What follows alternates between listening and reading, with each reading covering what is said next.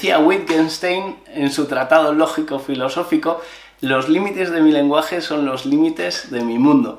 Una afirmación con la que no puedo estar más de acuerdo y que me ha hecho mucha ilusión encontrar en la portada de la página web de nuestro invitado de hoy. Recientemente recibíamos en El Faro a Isra Bravo y como colofón a nuestra charla le planteaba quién podía ser interesante traer al canal. Sin dudarlo me dijo: necesitas invitar a Miguel Sosa, te va a encantar, no hay nadie que sepa más palabras que él. Sabe su significado, las usa con precisión de cirujano y se acuerda además en qué libro se encuentra cada una. Miguel es un apasionado del teatro, es fundador del Festival de Otoño de Madrid, ha trabajado para el Instituto Nacional de Artes Escénicas, para el Ministerio de Cultura, ha sido director de comunicación de la Compañía Nacional de Teatro Clásico y es además un apasionado de nuestra lengua.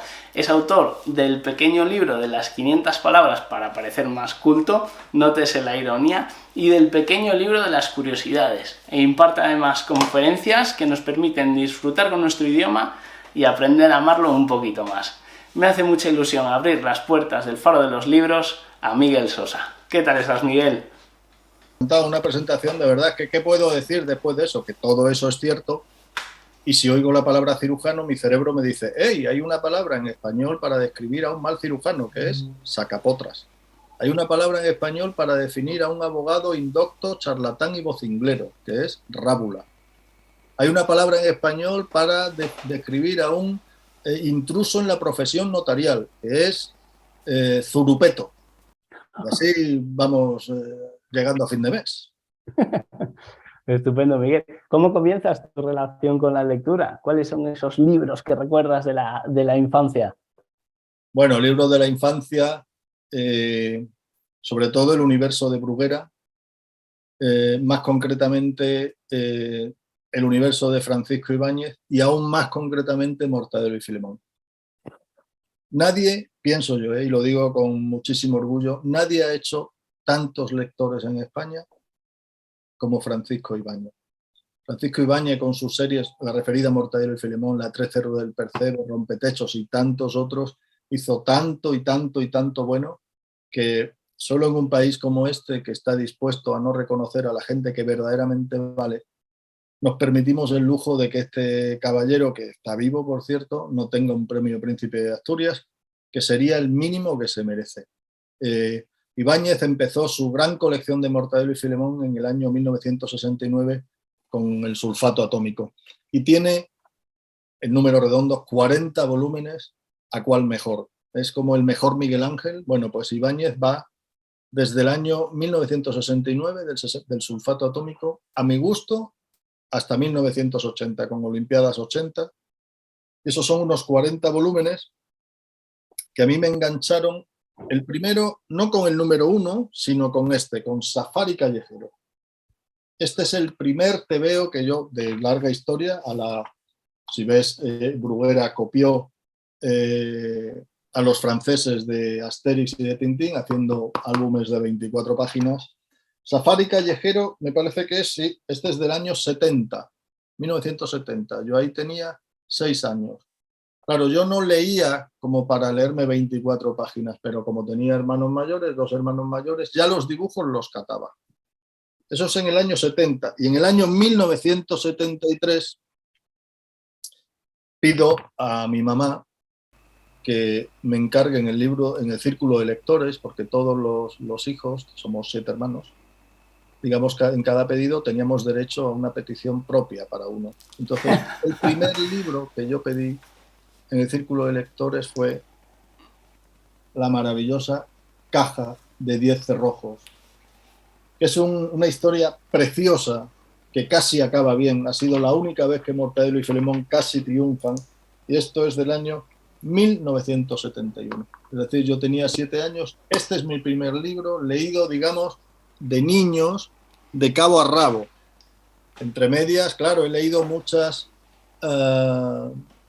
tebeos, por supuesto, desde luego Capitán Trueno y Jabato, que aprendías una barbaridad, pero una barbaridad, ten en cuenta, era nuestro Google Maps, el Capitán Trueno. Y aprendías, por ejemplo, la palabra arrapiezo, que a cualquier chaval de mi edad te dirá lo que es, tú no, porque La lengua evoluciona y las palabras se dejan de utilizar por muchas razones. Todas se mueren, las que se mueren porque se dejan de usar. Arrapiezo es un joven muy humilde y miserable, como era Crispín, el chaval de... O aprendías la palabra almadía.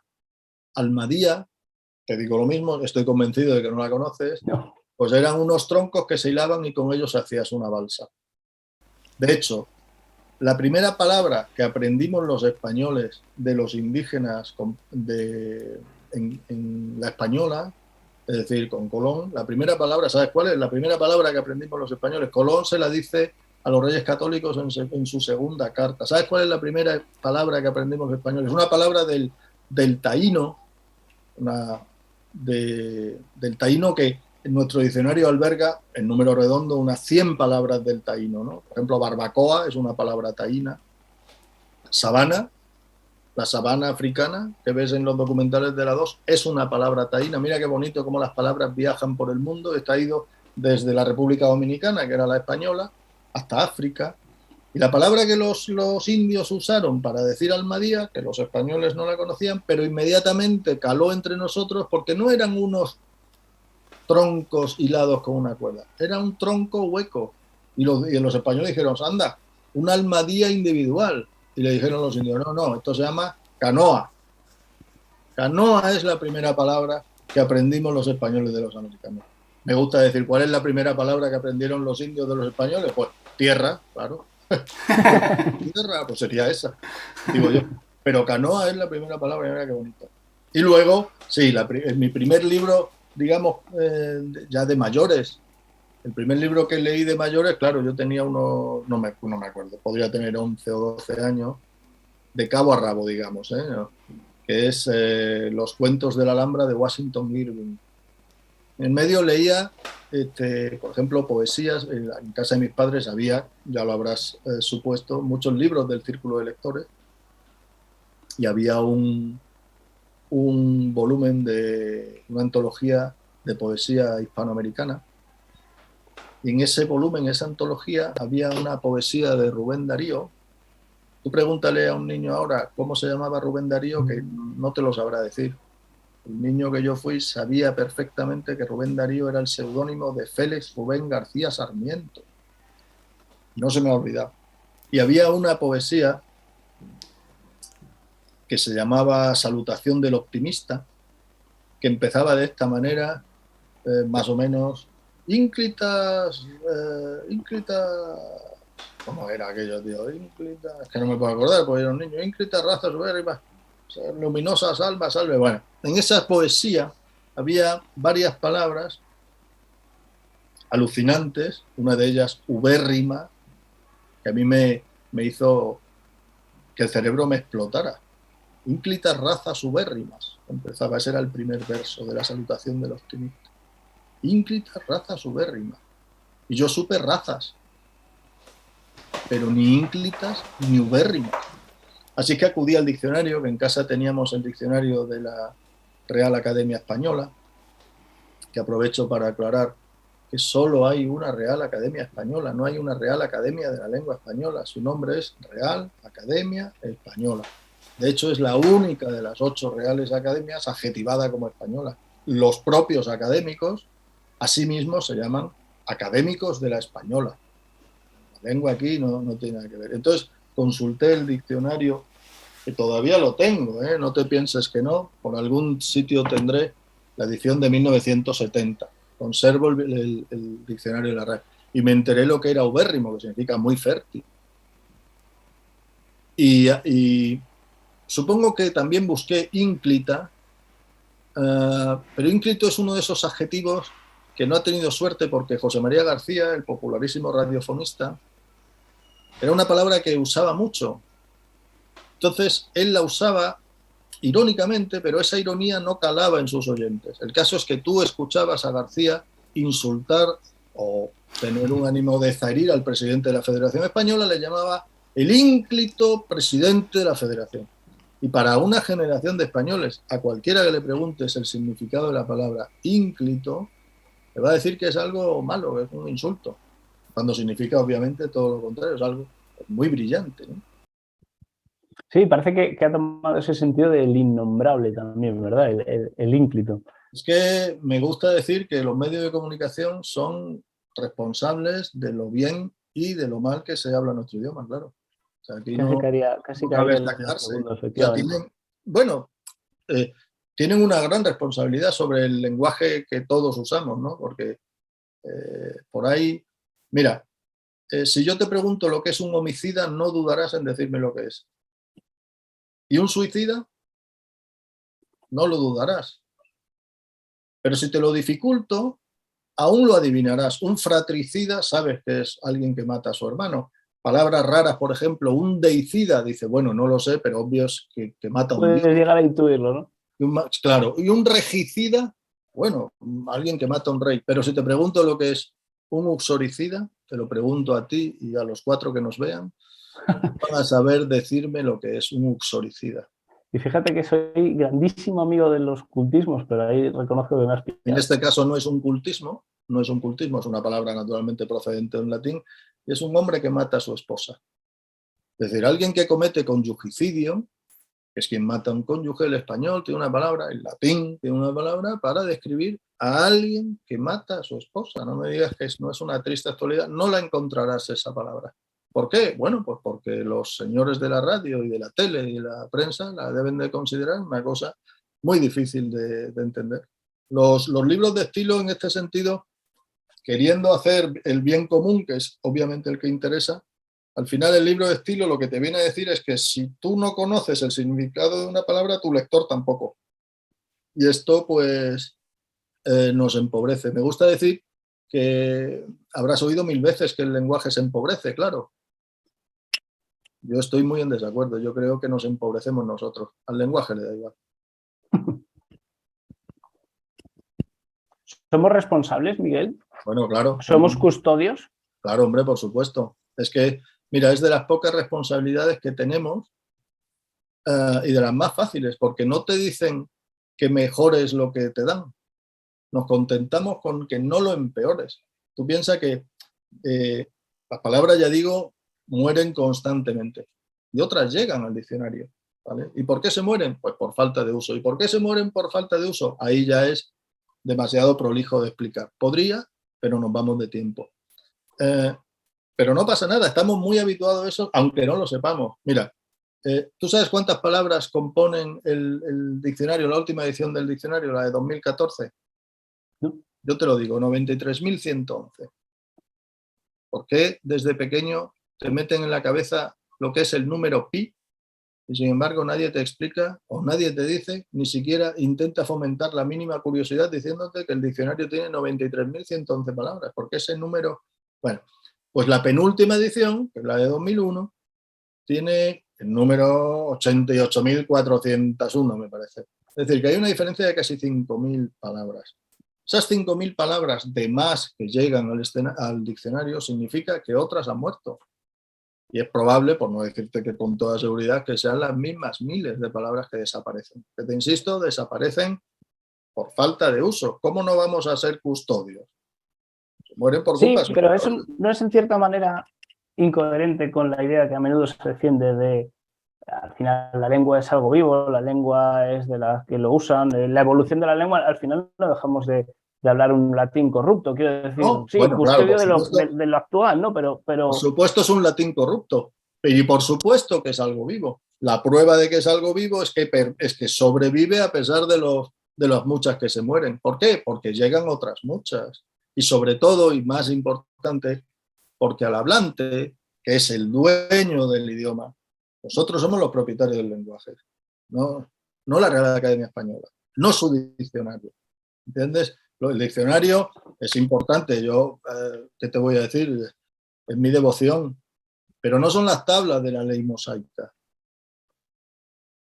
¿Tú crees que al hablante le importa mucho si una palabra está dentro o no del diccionario? ¿No? Te digo una palabra que no está en el diccionario y que usan millones de españoles y que se usa a diario en los medios de comunicación.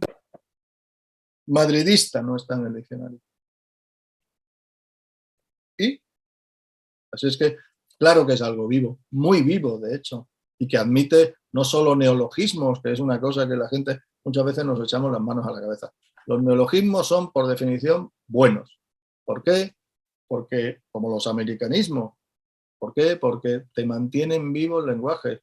Si te fijas, el problema que hay en Europa con el trabajo y la inmigración es que hay pocos europeos y por lo tanto necesitamos trabajadores. Bien, pues si un idioma, el latín es un caso paradigmático, si un idioma se nutre de sí mismo, está muerto. Y La ahí la grandeza, riqueza. claro, la grandeza, ¿por qué el español tiene esta preponderancia? Somos, a ver, el 7% de la población mundial, que no es ninguna broma. ¿Por qué? Bueno, pues porque admite español de muchas partes del mundo. Y hay una cosa Luego, que no olvides. Nosotros somos españoles y nos creemos el ombligo del mundo. Pero es que somos 4 gatos comparado con los que dominan por número el idioma, que son los hispanoamericanos. Que sin somos duda. 600 y pico millones de españoles y nosotros somos 40. Entonces el idioma que hablan allí es distinto al nuestro, muchas veces mucho más bello. Yo tenía una amiga de Perú que me decía que los españoles aún nos pensábamos que teníamos el imperio que perdimos. Y que por eso ellas, están contigo en la mesa y te dicen, facilítame el salero, por favor, y un español dice, pásame la sal.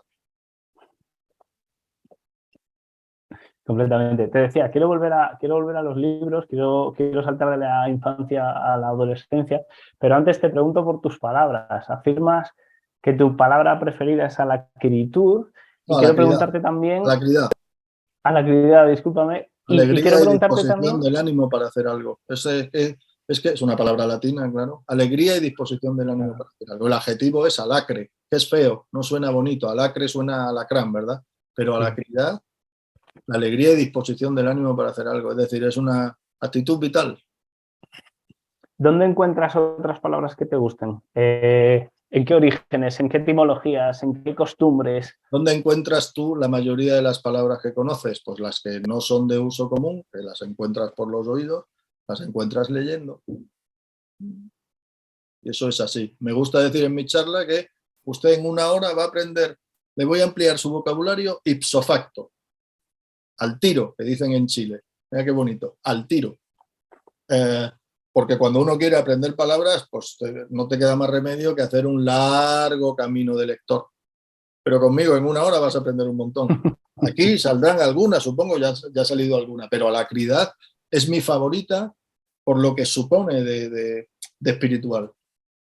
Y las fuentes, los libros. Yo soy de esa generación en que ha aprendido casi todo lo que saben los libros. No desdeño, ni muchísimo menos, obviamente, lo que es Internet y todo lo que hay en Internet, que es, bueno, pues toda la cultura está aquí, claro. Pero mi preferencia es el objeto que es el libro, que es un objeto perfecto. Fíjate si es perfecto, que no sea como la rueda.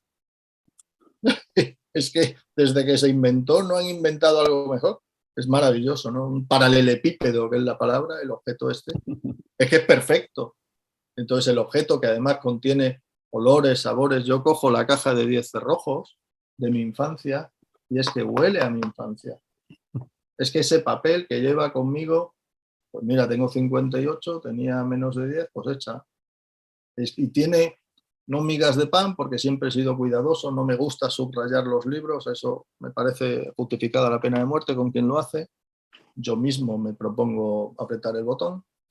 Pero sí algún trocito de nocilla, a lo mejor, algo de eso. Y eso es impagable. Eso no me lo da Kindle, que por supuesto lo uso, claro. ¿Dónde te Releo encontraste, mucho, releo mucho. Por ejemplo, el dónde te Diccionario encontraste la General. alacridad? Alacridad, esa, hombre, no la recuerdo, porque aquí tengo que decirte que Irra es innecesariamente hiperbólico en su opinión sobre mí. Soy un enfermo de acordarme de la mayoría de las palabras en el volumen que estaba y tal. Sí, sí, me acuerdo, porque me acuerdo de esas cosas, me acuerdo dónde he comprado ese libro, me acuerdo lo que me costó, me acuerdo de muchas cosas, ¿vale? Concretamente alacridad, pues no recuerdo dónde fue esa palabra, porque sé que lleva conmigo toda la vida. Muy bien, muy bien. Volvamos. Déjame que te diga algo sobre el jabato, que era digamos, alguien parecido al Capitán Trueno. En el Jabato leí una máxima romana que si la firma cualquiera de estos, Marco Aurelio, Séneca, dices, joder, ¿cómo sabía este tío? Y sin embargo, lo leí en el Jabato. He puesto a prueba a todos mis amigos latinistas y les digo de quién es esa frase y siempre me dicen alguien muy elevado. Pero la leí en el Jabato, que decía, merece la pena morir de noche si por la mañana se ha sido César de Roma. Es el niño que yo fui. Fíjate qué frase tan antológica en un tebeo para niños. El Jabato. Desde luego.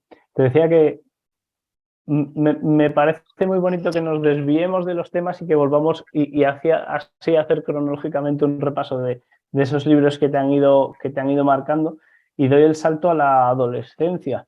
¿Qué libros recuerdas con especial cariño de esa etapa? ¿Qué géneros, por qué géneros te moviste? Y Claro. Cuéntanos también cuándo nació ese amor por el teatro.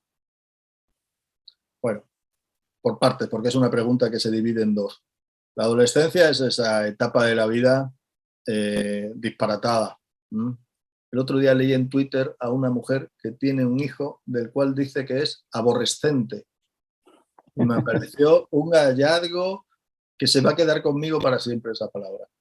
Así es que en mi adolescencia es cuando uno comete los pecados que hay que confesar, porque yo soy muy transparente. No me importa en absoluto decir que mi adolescencia estuvo marcada por muchos libros, claro, también, a ver, con 14 años fue la primera vez que leí 100 años de soledad, por ejemplo, ¿no? Y me fascinó. Y me fascinó García Márquez para siempre y lo considero de la casa.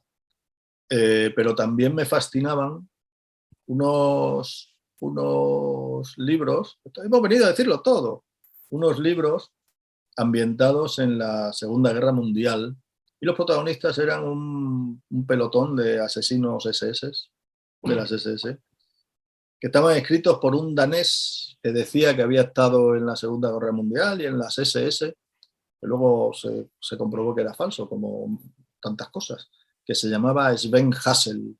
Y aquellos libros de Sven Hassel me fascinaban. Gestapo, Art de París, imagínate, me acuerdo hasta de los nombres de los protagonistas.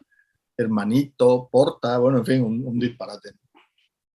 Antes de eso y entre medias de la adolescencia, ya te digo, un tío que con 14 años lee 100 años de soledad y en casa de su padrino lee a Marcial Lafuente Estefanía, que no sabes quién es.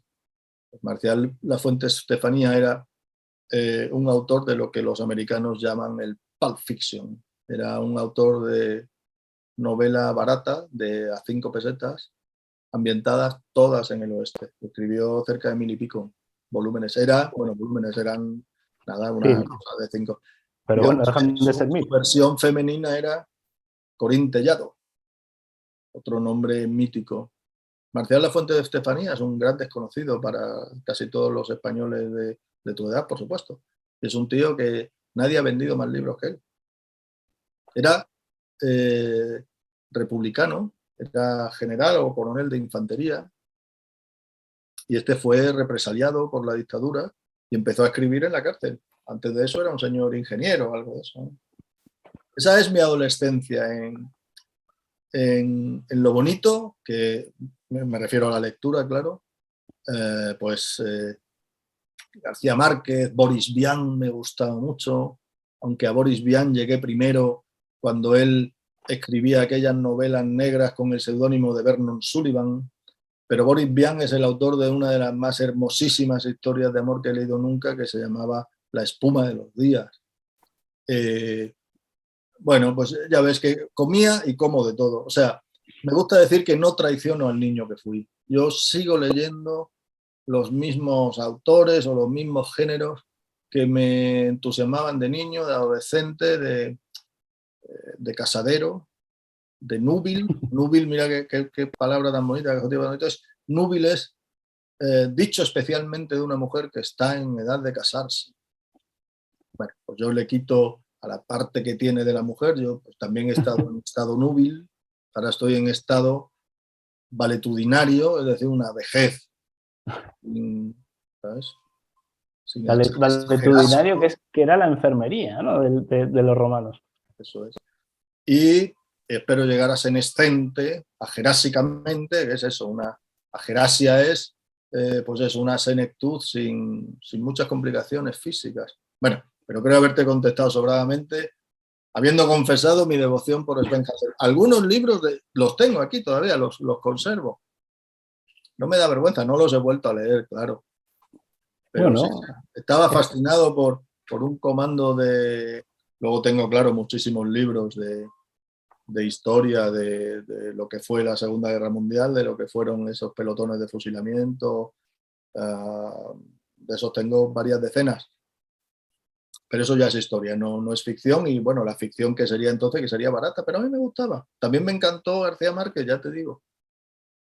es un libro amado y odiado a partes iguales, yo creo. El otro día comentando con Isra decía 100 años ¿cómo decía? 100 años de somnolencia o 100 años de... ¿Y con quién más también? Bueno, con Marcos Vázquez, otro entrevistado también. Y sin embargo, quizá hay una correlación entre lectura de volúmenes y apreciación por Márquez. Puede haber cierta correlación. Vamos a ver, a mí me gusta diferenciar entre los lectores y los lectores solapados. Lectores somos aquellos que profundizamos en el autor y lectores solapados son los que profundizan en las solapas. Entonces, es muy difícil entrar en un universo de alguien, el tuyo mismo, si no lo conoces. Si yo no te conozco en profundidad, es difícil que entre en tu propio universo, sea cual sea. Y a veces el universo al que tú entras, sea el tuyo o el mío, no te gusta. O sientes rechazo, o te aburre, o te abruma. Bien, pero esto es respetable, igual que el café. A mí el café no me gusta, ni el vino. Pero el universo de García Márquez a mí me interesa mucho. Muy Siempre me bonito. gustó la forma en que narraba, las cosas que narraba. Obviamente influenciado por Juan Rulfo y su Pedro Páramos, indudablemente, pero su universo, las cosas que cuenta, a mí me entusiasmaban. Y luego aprendí, mira, en García Márquez aprendí la palabra, en 100 años de soledad, infidencia. Todos sabemos lo que es una confidencia, pero una infidencia, bueno, pues es ser desleal con el secreto que te ha dado otro, ¿no? Irte de la muy, que dicen los gitanitos. Qué bueno. Me ha gustado esa. Es como la analogía entre el turista y el viajero, ¿no? Hay ciertos libros en los que no puede ir uno con prisas y queriendo verlo todo. Los libros son como las personas. A veces en la vida pasamos de puntillas por la vida de las personas, incluso de nuestras propias parejas. ¿Quién no ha tenido un amor de verano? Y tú sabes que eso es pasar de puntillas y bueno, intentas, yo por lo menos en mi vida intento no pisar callos. A veces los pisas, es inevitable pisarlos, ¿no? Pero no es queriendo. Yo no quiero pisarle el callo a ninguna mujer, ni quiero pisarle el callo a ningún autor. Simplemente intento, por ejemplo, en general, la literatura japonesa me parece plúmbea, ¿vale? Pero para llegar ahí me tuve que comer no sé cuántos libros de Yukio Mishima. ¿Plumbe a qué te refieres? ¿Muy pesada? Pesadísimo. No entro en ese universo. Claro que no puedo desdeñar que es un arte, o sea, que no es una cosa cualquiera. Simplemente ese universo, bueno, no es el mío. No es lo de esa cosa tan española que decía, que también retrató Machado, ¿no?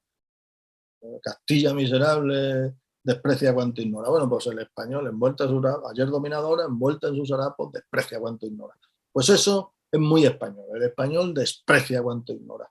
Bueno, seguro que yo habré caído en eso más de una vez. Pero en general, con los libros, no soy nada despreciativo. Ya son como animales de compañía, ¿no? Yo te digo una cosa, yo opino que la expresión animal de compañía en realidad la inventó un perro para referirse a los humanos. Somos los humanos los que le hacemos las compañía a ellos. Bien, pues los libros son mis animales de compañía. Yo no puedo pasar sin estar con alguien, pero si estoy sin mis libros es que no estoy cómodo, vamos. ¿Y el teatro, Sosa? El teatro es... mira, es un arte tan te diría tan decadente. Pero es un arte donde se mezcla todo, porque necesitas intelectualidad. La intelectualidad es formidable, y es que tú vas a ver una cosa que sabes que es mentira, porque todo lo que pasa ahí es mentira, y sin embargo eres capaz de creértelo.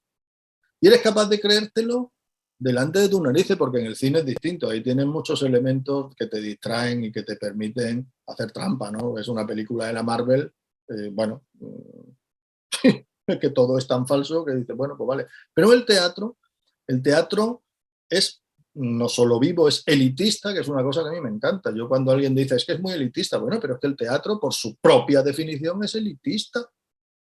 Que ¿Por cabe qué? una élite, es decir, El teatro no nace como elitista, sino la antítesis. pero ahora sí, ahora es elitista porque es que caben 400 tíos en un teatro. Pero no es algo que... Es que yo estoy a gusto ahí, sí. Yo estoy más a gusto viendo Fuenteovejuna, al lado de 300 personas que están viviendo conmigo el drama de la Laurencia, que la acaban de violar, que estar con 50.000 tíos cantando Get Back con Paul McCartney.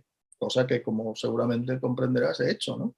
Pero prefiero estar entre 400. Y te digo más, opino que las personas que leen, los lectores, tienen alguna superioridad moral sobre los que no. Esto es una cosa que me preguntan mucho.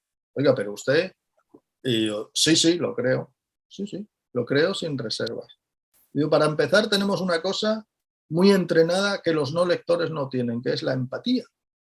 Porque llevamos toda la vida poniéndonos en la piel de otro y viviendo las pasiones de otro. Esto no pasa en los libros y te pasa, por supuesto, en el teatro. Así es que con naturalidad yo tengo esa empatía tan necesaria para andar por la vida, ¿no te parece? Y luego, efectivamente, me parezco yo más guapo que la mayoría de la gente. ¿Por qué? Porque estoy en el teatro. No yo, pero yo veo a la gente que va al teatro y mira ese qué guapa. Yo veo más guapa. Es como la gente del Atleti, me parecen más guapos, ¿sabes? Que yo no te digo que sea cierto, bueno, ¿y a quién le interesa que sea cierto? Yo te digo lo que yo vivo.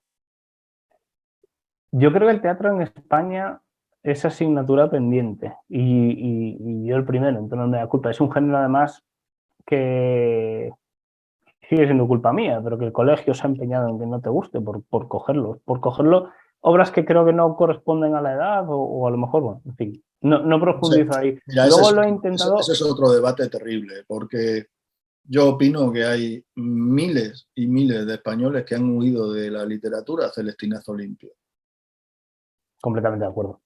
Entonces, En mi caso han sido el pobre Miura y sus sombreros de copa, sí, pero luego fíjate, ahora hay otras obras a raíz de, bueno, de Roma y de Posteguillo, pues... mira, el y teatro completo de Miguel Miura, probablemente visto con del otros cual soy ojos... fanático, pero entiendo que llevar a un chaval a ver tres sombreros de copa es un error. Miura, junto con Tono, Pepe López Rubio y Jardiel, es la otra generación del 27, estos malditos que como eran teatreros no alcanzaron la gloria del poeta, ¿verdad? Pero Miura era capaz de, con sus cosas, porque Miura era un personaje indescriptible, era un personaje fuera de toda, ahora no podría vivir ahora, ¿vale? Para empezar era putero y lo decía, pero ese señor se iba de putas. Sara Montiel en sus memorias, porque yo naturalmente tengo las memorias de Sara Montiel, también las de Espartaco Santoni. Bueno, de Espartaco Santoni tengo los dos volúmenes de memoria, tú fíjate cómo estaré. Sara Montiel, que era la mujer más bella de España, dice que a ella la desvirgó Miguel Miura. No sabía. Sí, siendo ella menor, supongo, ¿no? Pero es que Miguel Miura tenía frases de verdadera antología. Miguel Gila vive mucho de las frases de Miura. Miura, por ejemplo, decía que yo cuando me voy a acostar, en la mesilla pongo un vaso de agua lleno, por si me da sed, y uno vacío, por si no me da. Que es muy parecido, si te fijas, la técnica es muy parecida al gag formidable de Miguel Gila, otro genio, que decía: cuando un pobre come merluza, es que uno de los dos está malo, o el pobre o la merluza.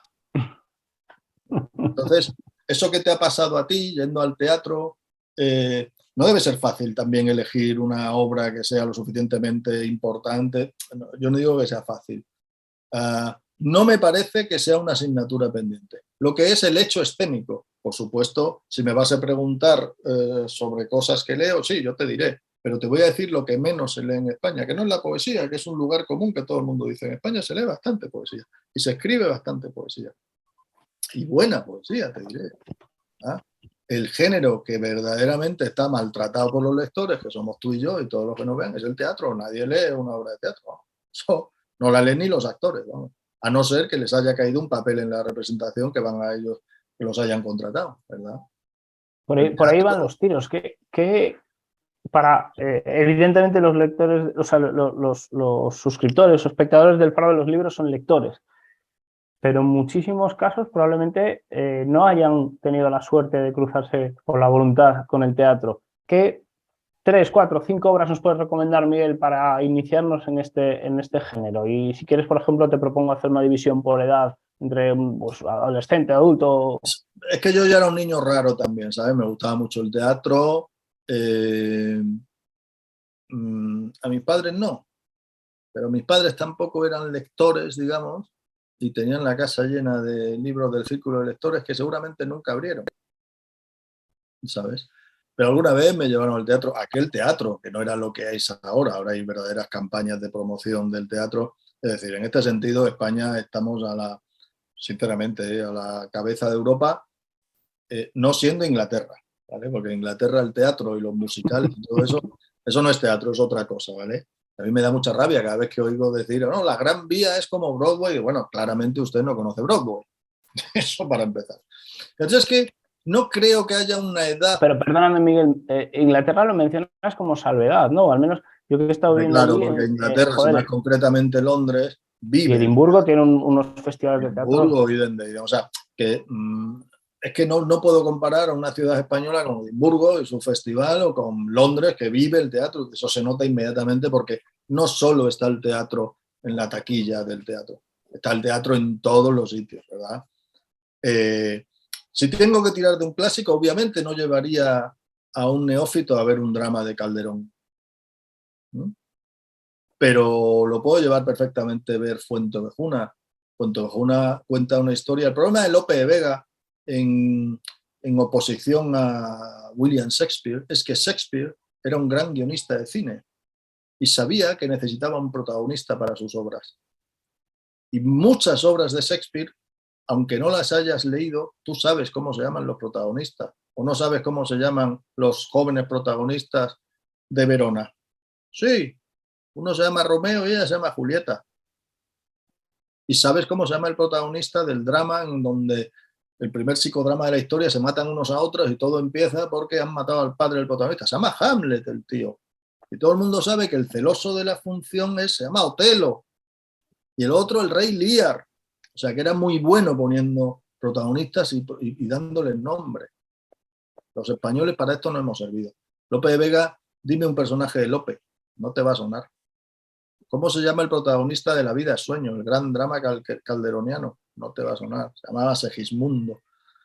Y en Lope, si vas a ver Fuenteovejuna, que habla de asuntos realmente actuales, porque al final es un tiranicidio, pero que, digamos, la mente moderna justificaría, como lo justificaba Lope, ¿sabes? Y esa función a mí me parece imprescindible. Además, es una función con muchos actores, o sea que estás entretenido, compréndeme. Para un espectador neófito está muy entretenido. Luego, ahí yo tengo una predilección más que notable con un actor que tenemos en España, para mí el mejor de todos, con mucha diferencia, que es el Brujo. El Brujo es capaz de, él solo, en un monólogo, romper eso que llaman la cuarta pared. Es un tío que te está hablando de la Odisea y lo mezcla con Pedro Sánchez, pero lo mezcla con una brillantez a la altura de un genio, y este lo es. Y este es como Francisco Ibáñez. Tú a lo mejor no lo conoces, tu madre menos, y desde luego no le han dado ninguno de los grandes premios que sin duda merece, pero tiene el premio más importante, que es que haga lo que haga, el público se mete en el teatro a verlo, ¿no? Y poco más, de verdad, no sé, me cuesta recomendar obras primero porque las funciones van desapareciendo. A mí me gustaba mucho Molière, por ejemplo. Molière era un autor dramático, bueno, un genio de la escena porque sabía de teatro, porque además vivía de eso, como vivía Shakespeare o vivía Lope. Molière tiene el mejor epitafio, bueno, el mejor epitafio no lo sé, pero de los mejores epitafios nunca escritos lo tiene Molière. Molière, que no murió en escena, como dice la leyenda, tiene un epitafio que más o menos dice así. Aquí, primero, me gustan mucho los artistas que tienen seudónimo. Rubén Darío, Pablo Neruda, Molière, que se llamaba Jean-Baptiste Poquelin, el Brujo, que se llama Rafael Álvarez. Me gustan mucho, ¿no? Los amo por eso, que tienen la valentía de ponerse un nombre que no es el suyo, que muchos lo ven cobardía, me parece muy valiente. Entonces el epitafio de Molière es inolvidable, más o menos dice: aquí yace Molière, rey de los actores. Aquí hace de muerto, y la verdad que lo hace bien. Hay que ir a ver una obra, un tío que ha escrito eso, hay que ir a verlo, ¿sabes? Y de las funciones que podemos ver ahora, digamos que sí, hay el boom que significó arte, yo creo que eso es muy difícil de igualar, sinceramente. Un texto contemporáneo de hace unos años que ha dado la vuelta al mundo, que lo han interpretado actores de una talla monumental. En España se lo he visto a varios, ¿no? Pero lo vi en el estreno con Carlos Hipólito, José María Pou y Josep María Flotats, 3 espadas enormes. Los argentinos los vi comandados por Darín y consiguió el apoyo del público de forma gigantesca, ¿no? Entonces eso es muy difícil de conseguir. Así que si son 3 funciones, pues venga, va. Lope, arte, Fuentevejuna, arte y cualquiera de las del Brujo, porque el Brujo lo bueno que tiene es que vayas a ver lo que vayas, te da igual, te llega al alma, que es una cosa imposible. Estupendo, estupendo. Vamos a pasar, para no irnos de tiempo también, Miguel, a la segunda parte de la entrevista, un poquito más rápida, donde aquí sí que voy a tirar a bocajarro. Extiéndete tú todo lo que quieras, pero voy a ser yo mucho más cerrado en las preguntas y voy a preguntarte acerca de libros. Muy bien. Para bien o para mal, te voy a pedir un libro sobrevalorado y un libro que injustamente no tiene el reconocimiento que se merece. Bueno, sobrevalorado, por supuesto, el Ulises de James Joyce es la respuesta que hay que dar. Ese libro no hay quien se lo lea. Es una castaña, la cojas por donde la cojas. Y el tipo era un individuo execrable. Así es que el Ulises de James Joyce, manteneos lo más alejado que podáis de él. Es más, si alguien os lo regala, ya sabéis que ese alguien os desea lo peor. Libros infravalorados. Pues fíjate que el Ulises es una de esas espinitas que no he conseguido leerme este verano, pese a habérmelo propuesto. Ni te acerques, ni te acerques. Sabina, que es millonario, tiene en su casa un volumen de Ulises, en la edición original, firmado por Joyce, autografiado a alguien que habrá pagado por él unos 20.000 euros, que supongo que es lo que vale, ¿no? Claro, él lo enseña porque veas que tiene eso, pero leerlo, no. Ni Sabina hasta arriba de sus cosas leería el Ulises. O sea, ni te acerques. Libros infravalorados hay muchísimos. De entrada, lo que te acabo de decir de Marcial Lafuente Estefanía, que no le puedes llamar literatura, pero yo digo que una cosa, la literatura es un arte lo suficientemente complejo como para encasillarla en un sitio concreto. Bueno, si la quieres encasillar, entonces es una asignatura. Si quieres vivir la literatura como se debe, que con el gozo, entonces a mí aquí tengo que igualar a Shakespeare con Lafuente Estefanía o con Michael Crichton, ¿vale? ¿Por qué? Porque ¿cómo puedes comparar a Agatha Christie, una señora que es capaz de inventarse a Hercule Poirot? Es que merece todos mis parabienes. ¿Cuántas horas no le debemos a intentar adivinar quién diablos mató a Rogelio Acroy? ¿Y esto es comparable con Séneca? No es comparable, no. Pero yo digo que da muchas horas de gozo y muchas horas de disfrute y mucha cultura. Así es que cualquier libro de que que te dicen estos que es lo que hay que leer, que ellos no lean, de verdad es bueno. El Código Da Vinci, yo sé muy bien lo que significa el Código Da Vinci en la historia de la literatura. Pues como la mayoría de los libros, nada. Si te pregunto quién es nuestro primer premio Nobel de literatura, te voy a poner yo a bocajarro a ti. ¿Quién es el primer premio Nobel de literatura español? No me lo vas a decir. Ya te lo digo yo, José de Echegaray. ¿Vale? ¿Alguien en su sano juicio leería a Echegaray? No, por malo, por desfasado. ¿Vale? Bueno, pues el Código Da Vinci será todo lo malo que quieras, pero ¿cuántos millones de lectores, aunque solo sea de ese volumen, no consiguió? Pues un respeto. Echegaray, te digo más, cuando alguien te diga que no lee porque es de ciencias, yo siempre repongo de inmediato. Bueno, como Echegaray, nuestro primer premio Nobel de literatura, que era ingeniero de caminos, matemático y ministro de Hacienda. De hecho, el diploma que acredita a Echegaray como premio Nobel de literatura no está en la Real Academia Española, está en la Real Academia de Ciencias Exactas. Ahí lo puedes ver. Qué bueno, qué bueno. ¿Qué libro, Miguel, recuerdes que te ha ayudado a entender un poquito mejor el mundo en algún plano? En lo espiritual, la Biblia y el Mahabharata. El Mahabharata. Sí. El Mahabharata cuenta una historia preciosa, llena de violencia, como la Biblia, que hay mucha violencia. Pero en los años 80 hubo una eclosión de gente que le dio por leer el Bhagavad Gita, que es un monólogo que hace Krishna antes de una batalla. Pues el Bhagavad Gita es una parte mínima de un gran libro que es el Mahabharata. Y ese monólogo es el monólogo que hace, ya digo, Krishna, que es el avatar, es decir, el que ayuda divinamente, porque Krishna era un dios, claro, el que ayuda a uno de los hermanos Pandava, a Arjuna, el arquero. Eran 5 hermanos Pandava. Yudhishthira, Bhima, Arjuna, Nakula y Sadeva. ¿Tengo yo alguna necesidad de recordar eso? No. ¿Moriré de una embolia cerebral? Sí.